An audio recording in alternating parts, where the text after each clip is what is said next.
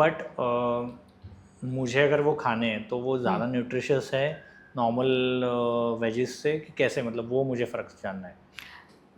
यहाँ पे तो न्यूट्रिशन का like comparatively we would say कि नहीं 100% आपको न्यूट्रिशन मिलेगा बिकॉज जैसे हम लोग सॉइल फार्मिंग करते हैं तो there are many other factors considered कि आप कहाँ पे कैसे टाइप में फार्मिंग करते हो। जैसे एक्वापॉनिक है वहाँ पे हम लोग तो पेस्टिसाइड्स या इंसेक्टिसाइड्स कुछ भी यूज़ नहीं कर सकते बिकॉज हम लोग ऐसा ट्रायल भी लेते हैं तो हमारे फिशेस में डाई बिकॉज वो जो झाड़ों पे हम लोग स्प्रे करेंगे तो वो पानी में आ जाएगा जो भी स्प्रे किया हुआ है। So and what happens is in aquaponics ये जो पानी है वो कम्प्लीटली 24/7 सर्कुलेट होता रहता है। So from fish tank it goes to water bed and from water bed it comes to the fish tank. So it is a continuous movement of water 24/7 which is happening. तो कुछ भी हम लोग अगर spray करते हैं जो water bed में पानी है वो अल्टीमेटली कहाँ पे आने वाला है, फिश टैंक में। तो अगर वहाँ पे आता है तो it will stress out our fishes and they will die. So अगर वो if they are not in the system तो आर पूरा जो सिस्टम है वो कोलैप्स हो जाएगा। If because that is the backbone of our system, अगर वो नहीं है तो हमारा कुछ भी नहीं है।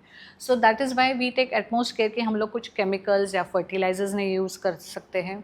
After harvesting we make it a point कि वो कोल्ड स्टोरेज में रखा जाए थोड़ा टाइम के लिए बिकॉज वो भी पौधे भी क्या होता है कि हीट एंड क्लाइमेटिक चेंजेस की वजह से स्ट्रेस आउट हो जाते हैं तो उनको भी थोड़ा सा कूल डाउन करना पड़ता है।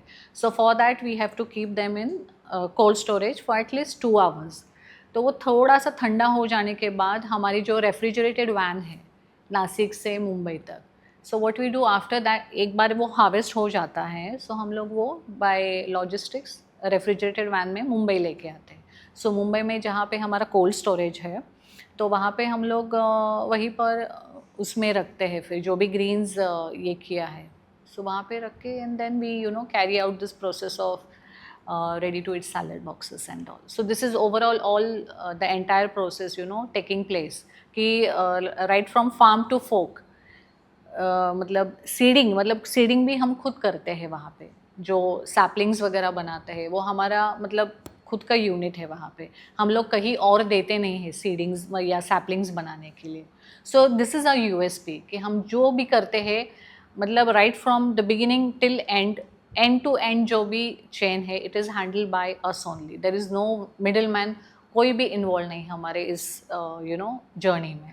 सो right from seeding till harvest and it is so hygienic, मतलब ऐसा नहीं कि कहीं पर भी डाल लिया या कैसे भी कैरी कर लिया, no, because it's absolutely hygienic.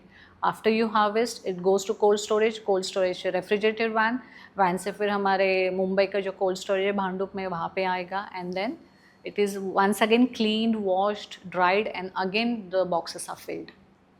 So this is overall process, and that is why the nutrition is intact in those whatever greens you are eating. तो जो भी न्यूट्रिशन लेवल है वो एज इट इज़ इंटैक्ट रहता है। क्या ये video आपने यहाँ तक देखा है मतलब आई एम श्योर आपको बड़ा वीडियो भी पूरा पसंद आएगा।